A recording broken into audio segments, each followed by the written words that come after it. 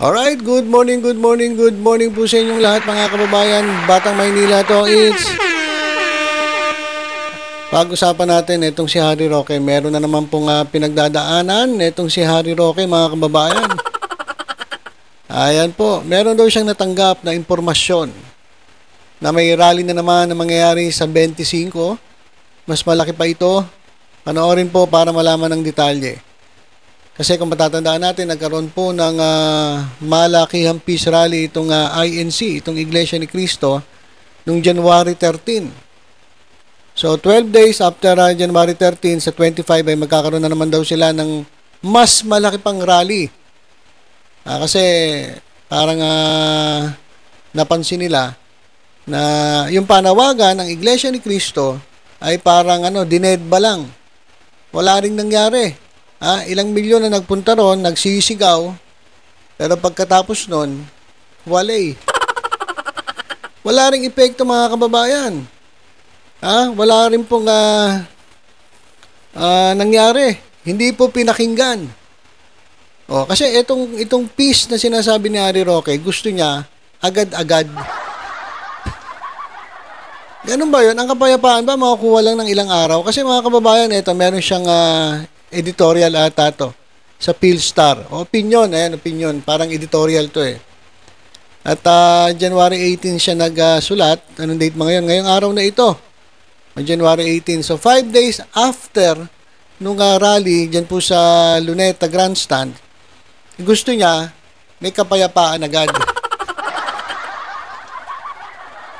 Ganun ba yun mga kababayan? Ganun ba kadali makuha ang kapayapaan? Porque ba itong Iglesia ni Cristo ay nagrally at umabot ng sabihin na nating milyon, 1.8 million daw, ayon sa bilang ni Harry Roque, na mga attendees. Ibig sabihin ba automatic meron ng kapayapaan?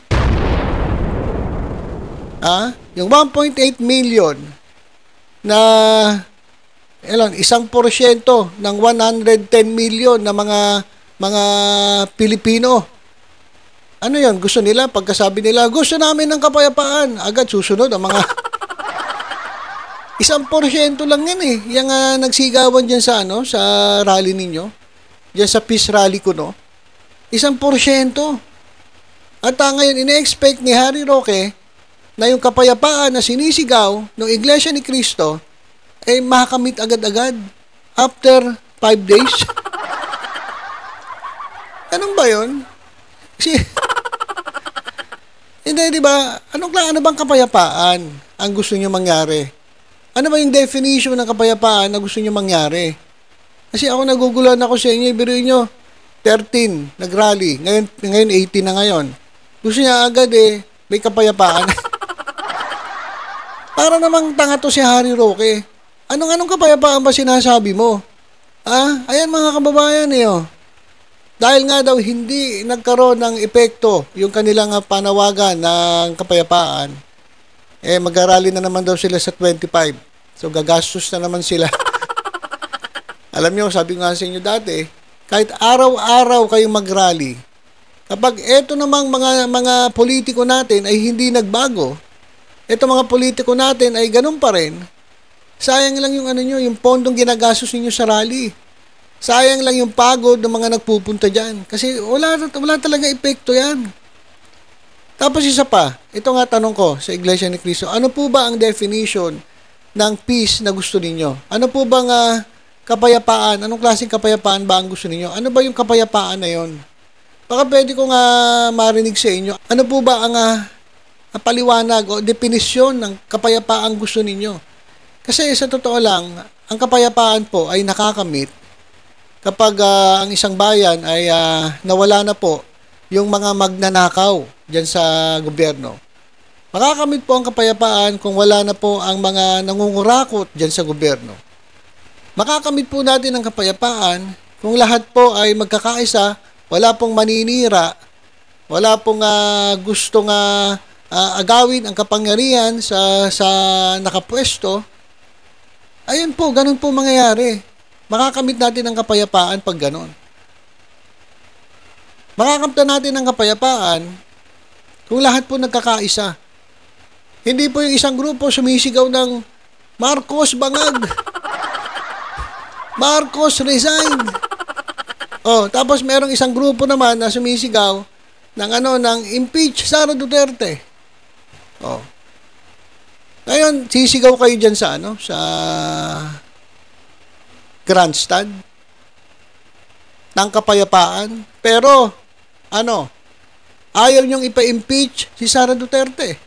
Bakit pa ini-impeach si Sara Duterte? Kasi nga, ang dami niyang katiwali ang ginawa base sa investigasyon ng Quadcom.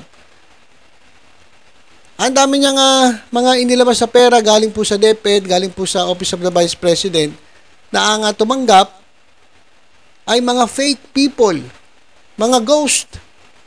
Kasi katulad ni Mary Grace Piatos, hanggang ngayon hindi nga natin alam sino ba si Mary Grace Piatos, sino ba si Cocoy Villamin, at yung 1,000 mahigit na pumirma na tumanggap ng pera galing po sa confidential funds. Kung gusto ninyo ng kapayapaan dito sa Iglesia ni Cristo, dapat kayo pa ang mangunguna na alamin nasaan yung mga pera na yan.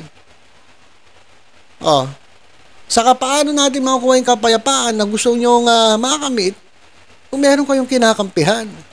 Dapat ang gawin ninyo, pagbatiin ninyo. Gumit na kayo. Walang Diyos. Hindi naman kayo gumit na Pinagsalita nyo pa si Marco Beta. Na porke miyembro ninyo, binigyan nyo ng pagkakataong magsalita. Ang ginawa ng kampanya, siniraan yung Quadcom.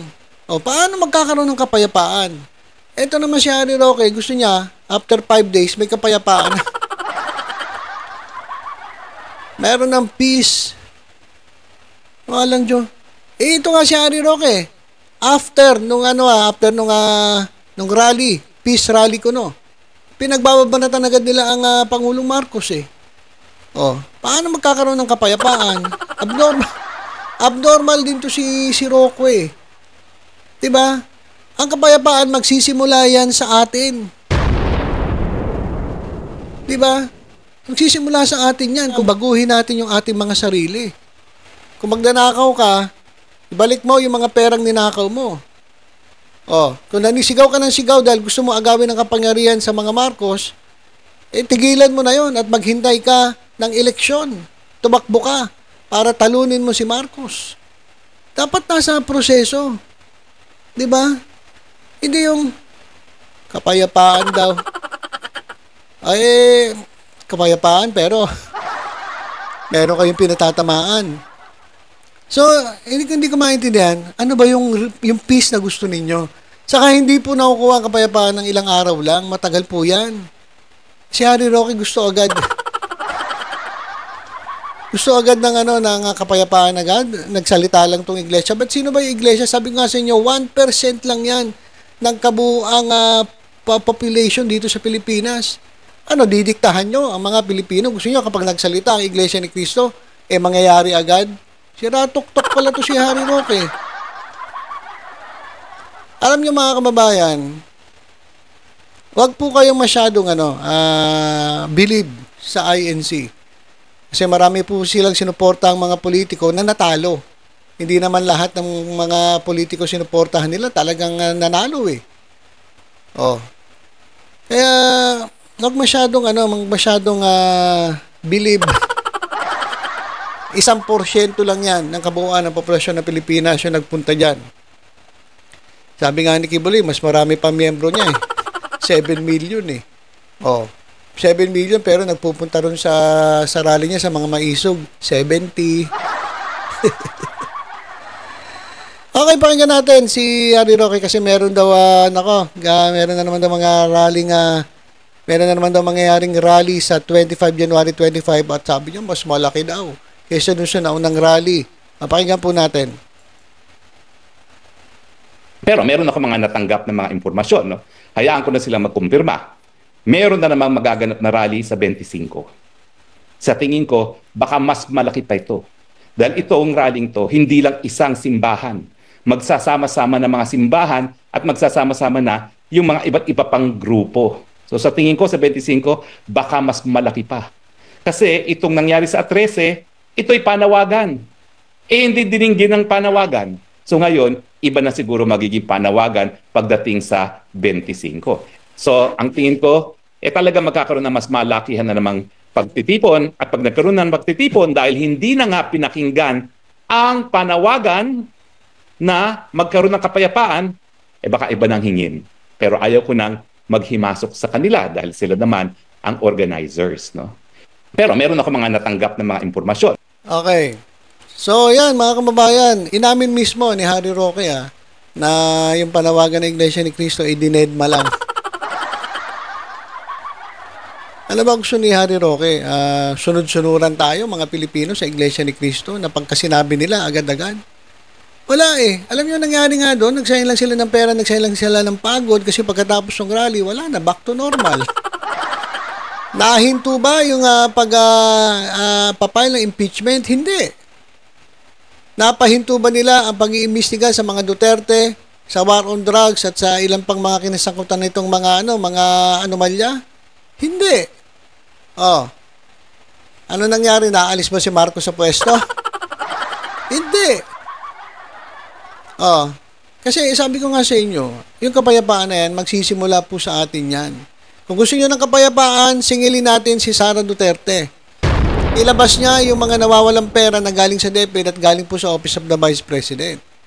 Ilabas niya yan. Ipaliwanag niya sino si Mary Grace Piato, sino pa yung mga nakalista doon na tumanggap ng pera na hindi naman nakita dyan sa PSA. Ngayon, ganito. Sinasabi nila, bakit daw si Sara Duterte lang ang pinag-iinitan? Bakit yung confidential fund lang ni Sara Duterte ang tinitingnan? Di, tingnan ninyo yung confidential fund ng presidente. Mag-privilege speech kayo dyan. Pagkatapos nun, pag-usapan sa Blue Ribbon Committee. Kasi may privilege speech laban naman kay Pangulo.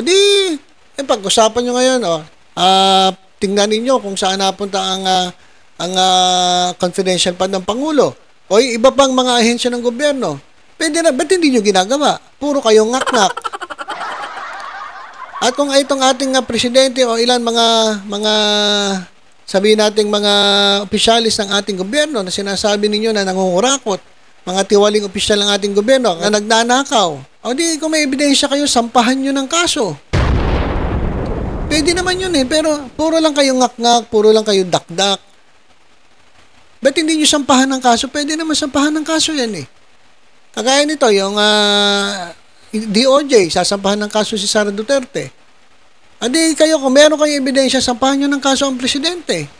O sino pa yung mga sa tingin yung kurakot dyan, sampahan nyo na ng kaso. Kaso wala akong nakikita, puro dakdak lang kayo Diba?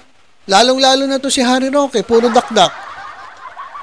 Kung meron kayong ebidensya, di ang gawin ninyo, iakyat nyo sa korte. Iakyat nyo sa korte at hayaan yung gumulong ang proseso. Hindi yung puro kayong dakdak sa social media, rally-rally. Ngayon, ano nangyari? Wala rin pala. Wala rin pala, yabang-yabang ninyo. Wala rin pala nangyari. Hindi pinansin yung panawagan. Tapos ngayon, mag-rally na naman kayo sa 25. Sa tingin niyo, pakikinggan kayo. Ang tunay pong kapayapaan ay nagsisimula po sa bawat Pilipino. Kung hindi po tayo magbabago sa sarili natin, kung hindi po natin aalisin ang pagnanakaw, kung hindi po natin aalisin ang inggit, ang galit at puot sa ating mga puso, wala rin po yan. Na kailangan sa bawat isa pong mga Pilipino magsimula yan. At kapag nawala na po lahat yan, lalong-lalong na doon sa mga korap na mga opisyalis ng ating gobyerno, sigurado po magkakaroon tayo ng kapayapaan. Pero hindi lang po after 5 days. Wala nga yato si Harry Roque. Gusto niya agad-agad. Meron bang gano'n? Okay, so yun lang muna mga kababayan. Basta tutok-tutok lang po dito sa Batang Maynila. Sa iba pang updates. Ingat po tayong lahat. God bless po.